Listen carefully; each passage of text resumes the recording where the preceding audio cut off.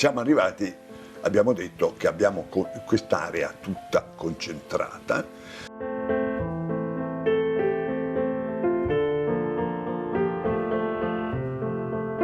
Un'area concentrata dal punto di vista monumentale, che era anche area di concentrazione dell'arte senese, perché la cattedrale, poi si vedrà naturalmente e con calma, ma basti parlare del pulpito di Nicola Pisano, e sull'altare fu portata nel 1311 fu portata la Maestà di Duccio di Boninsegna, cui è stato dedicato anni fa una mostra molto importante, di cui vedete qui il libro. Duccio, che è poi molto presente giustamente, questo è un grande dipinto che gli impiegò 3-4 anni, insomma fu una cosa molto laboriosa per la preziosità proprio del dipinto, e che bisogna andare a vedere oggi all'Opera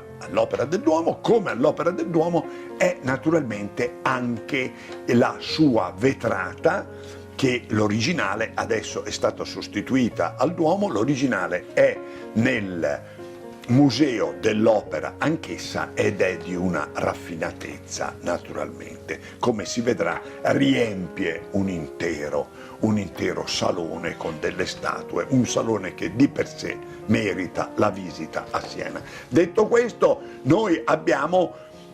queste cose in cattedrale così belle e così tante anche perché Siena stava nel frattempo conquistando un territorio molto importante, e si era già fatta avanti verso Grosseto, verso Lamiata, verso Massa Marittima, che era una città mineraria molto importante, che fu difficile soggiogare perché era una città che aveva una tradizione importante di autogoverno, e che, ad esempio, tra le tante cose, vedete, mentre Nicola Pisano stava lavorando su Siena, nel Duomo eccetera, loro a un certo punto fecero illustrare, non si sa da chi, erano ancora in un periodo di influenza pisana, fecero illustrare una bella fonte vicino alla cattedrale. Badate, vicino alla cattedrale le donne andavano a lavare e a prendere l'acqua eccetera eccetera, o le bestie si abbeveravano e così via, in questa grande fonte che ancora esiste, e una parte fu affrescata con questa specie di albero fallico, che è un albero, un dipinto pornografico quasi, perché ci sono le donne che si contendono appunto questi maschi ridotti così ad un strumento e basta. Qui il territorio perché è importante? Perché il territorio è quello che portava i ceri verso la città. E ora appunto nella prossima clip parleremo con calma di questo problema della processione dei ceri, che però ha come base questo problema del territorio senese. Siena conquista entro il 400 un terzo della Toscana, non era uno staterello, era un grande stato poco popoloso, perché aveva delle aree come la Maremma che in parte erano un po' abbandonate, però serviva dal punto di vista militare avere dei confini larghi per potersi difendere per tempo. Quindi Siena è importante,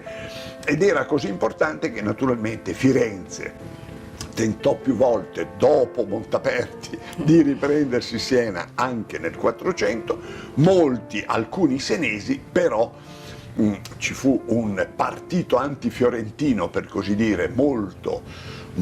corposo, che si irrobustì e che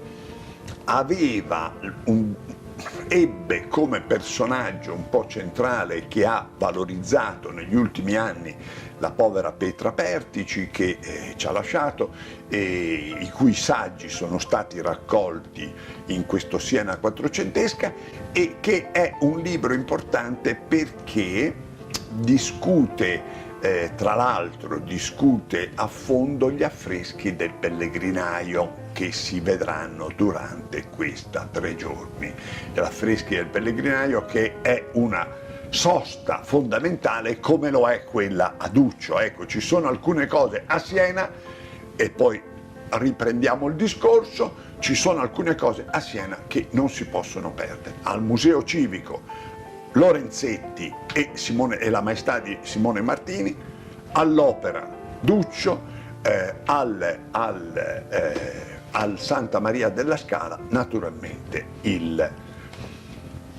Pellegrinaio, con tutti i suoi affreschi del 400 che hanno delle interpretazioni di cui bisogna parlare naturalmente. E poi naturalmente i più raffinati, i più colti, quelli che vogliono vedere veramente l'arte senese, devono andare all'Acropoli dell'arte senese, che non è in Piazza del Duomo ma alla Pinacoteca Nazionale. E allora si armino di tempo, ci va tempo, perché la Pinacoteca Nazionale richiede almeno una giornata di visita. Pinacoteca Nazionale, ricordatevi, è un piccola galleria, in piccolo,